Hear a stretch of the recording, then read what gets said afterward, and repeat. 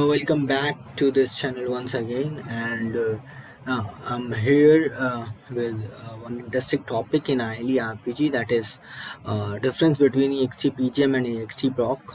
So I'm taking an example here to just show you the difference. What is the exact difference between these two?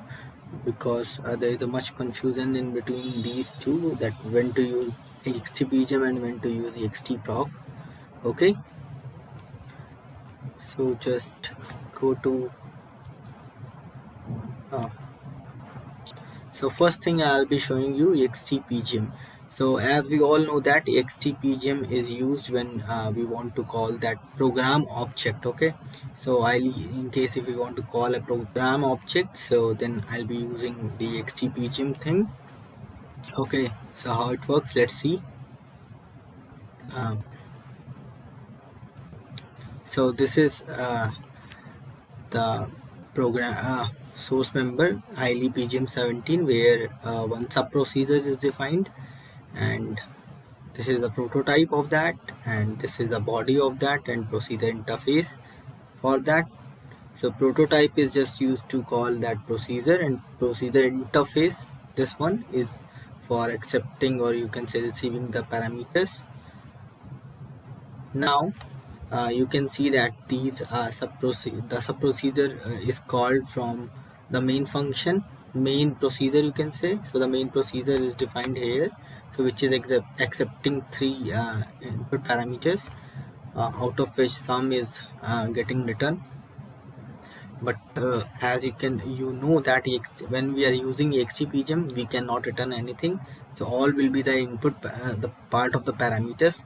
But in that, some of them are coming as an input, and some of them are um, uh, you can say returning as some output. Okay, so this is the thing. So I'll be creating one module over this, and one program ILE PGM 17, ILE PGM 17. Okay, so there is no service program like thing, so one module and one program. So this is an ILE program, this could be an OPM program also. Okay, but this is an ILE program example. Now I'll be calling this ILE PGM from another ILE program, so I can keep the procedure name anything else. For example, I'm keeping call PGM. Okay, so what I'm doing here is I'm using call PGM. So these are the ways to call this program. So let's see. Now this call PGM, so I'm calling that program with a prototype, procedure prototype calling. So I'm using EXTPGM here, so because I'm calling that program object ILE PGM not 6, this is 17. Okay, so I'm calling the program ILE PGM 17 from this program object, which has a main function or the sub procedure. So let's compile this program, compile the module. Okay,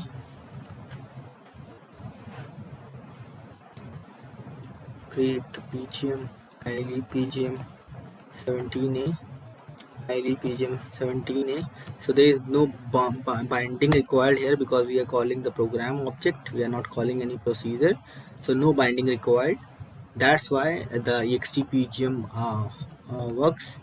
That's the way the EXTPGM works. So EXTPGM will look for ILE PGM 17 object. Okay, so if I call this, call ILE PGM 17a.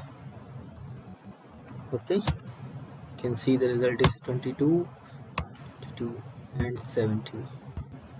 Okay, so you can see the result which is printed here. Okay, now The other thing is how we will be using the extproc and why we will be using the extproc. Because so for example, if you are calling uh, just take an example. If you are calling a procedure, for example, you have created a module and no main module, and you have created some sub procedure there, okay, and you want to call that sub procedure outside that module in somewhere else, okay. So what you will be doing, you will be simply using the call p or procedure prototype calling, such as a syntax which will be returning some value, okay. So you can use that and you can call that procedure. So whenever you are doing that, so the by default you are not going to use call so just for example, take this example where this procedures are defined and we are calling the sub procedures here. So you can see that I didn't mention extpgm here, so because I'm calling a sub procedure, okay, of that particular any module, okay. So here I'm not using that extproc keyword. Why? But by default, if I'm not using anything, means I'm not using extpgm, or then extproc is in effect, means extproc will be you can say internally called used to call a procedure, okay. But why we are actually using extproc keyword? What is the need? So for example, the sub procedure name is sub procedure 1, which is defined in ILE PGM 16, for example, okay, in that module, and you want to call that sub procedure in your program ILE 16 PGM A, okay. Now you want that the sub procedure name must be changed, okay. So in your program you have changed the prototype definition, you can say you prototype name for that sub procedure, and now you are calling with your own name. So you are basically calling the sub procedure 1 but with your own name. So extproc is not requiring, you can say, unless there's an actual procedure name, uh, you can say the procedure name which you are calling is different from the prototype name. So and all those things must be in uppercase, okay. So default is extproc, and if you are using extpgm, then that will be calling the program object. If you are not using extproc, that will be calling the the uh, procedure sub procedure. And if you are using extproc, then also you are calling the sub procedure, but this time you may, it depends upon you, you may change the name of the sub procedure, okay. So let's see, such as this is the sub procedure 1, and this is the body of the sub procedure, okay, and this is the exported sub procedure, and this is the no main module, okay. So this has no main, this has this module has no main procedures, this has only sub procedure 1, okay. So what I'll be doing, I'll be compiling and creating the module of this. So I'm not going to create the pgm object now, so I cannot use a extpgm keyword now. For example, I need to call this a procedure here in my program. So what I'll be doing, if for example there are two things possible,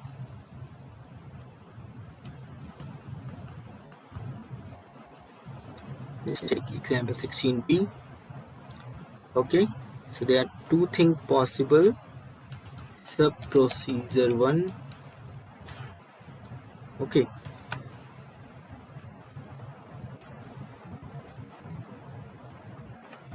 sub procedure 1, okay. So I'm calling the sub procedure 1, which is defined in ILE PGM 16 module, okay, no main module, sub procedure 1. So here I'm not changing my sub procedure 1 name, prototype name, okay.